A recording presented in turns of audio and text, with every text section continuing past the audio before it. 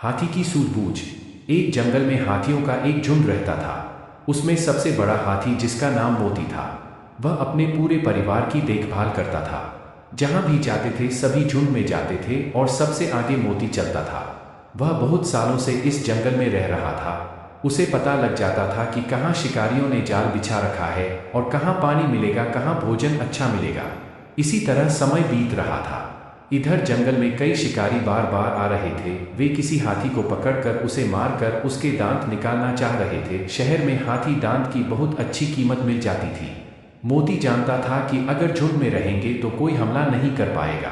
एक दिन सभी हाथी झुंड में चल रहे थे। आगे मोती जा रहा था।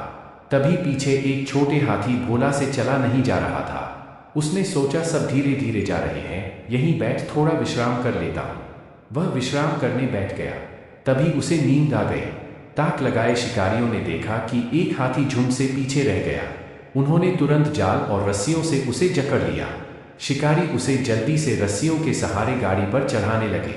इधर जब हाथियों का झुंड आगे बढ़ रहा था, वे चलते चलते एक नदी के किनारे पहुंचे तो मोती ने सबको दूर से देखा। एक हाथी कम था। भोला को न पाकर सभी हाथी इधर उधर उसे ढूंढने लगे। उधर शिकारियों ने भोला को एक बड़ी सी गाड़ी में चढ़ाकर रस्सियों से बांध दिया था। सभी हाथी भोला को इधर उधर ढूंढ रहे थे। तभी उन्हें गाड़ी में भोला दिखाई दिया। हाथियों ने जोर जोर से आवाज देकर सभी को इकट्ठा कर लिया। पूरा झुंड एक जगह इकट्ठा हो गया। तभी मोती ने हाथियों से कहा, ऐसे हम गाड़ी पर हमला नहीं कर सकते, शिकारी गोली चला देंगे। हमें चालाकी से काम लेना होगा।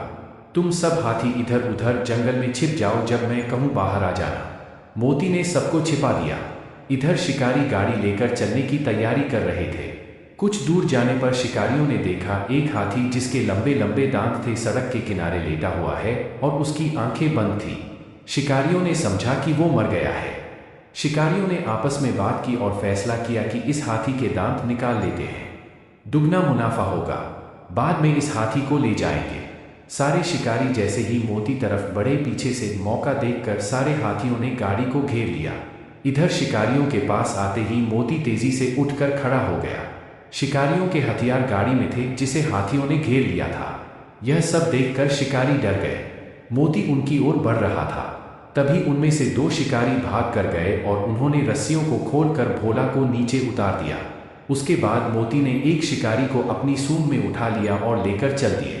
बाकी शिकारी जल्दी से हथियारों की ओर लपके। तभी उनमें से एक बूढ़े शिकारी ने उन्हें रोका और बताया, अगर किसी ने एक भी गोली चलाई तो वो उस शिकारी को मार देंगे, और अगर हम शांत रहे तो वो उसे छोड़ देंगे। कुछ देर में हाथियों का झुंड आंखों से ओझल हो गया। थोड़ी देर में वो शिकारी, जिसे मोती अपनी सूंड में उठा कर ले गया था, वापस आ गया। तभी बूढ़ा शिकारी बोला, आगे से इस जंगल में मत आना, इन हाथियों ने हमें पहचान लिया है। वैसे भी ये सब एक साथ रहते हैं, हमें कोई और जंगल ढूंढना होगा। इधर मोती ने सबको समझाया कि अगर किसी से चला नहीं जा रहा तो उसे अपने आगे वाले को बताकर बैठना चाहिए, जिससे पूरा झंड वहीं रुक जाए। मोती की बात सुनकर सभी ने हाँ में सर हिलाया और फिर पानी पीने नदी किनारे चल दिए।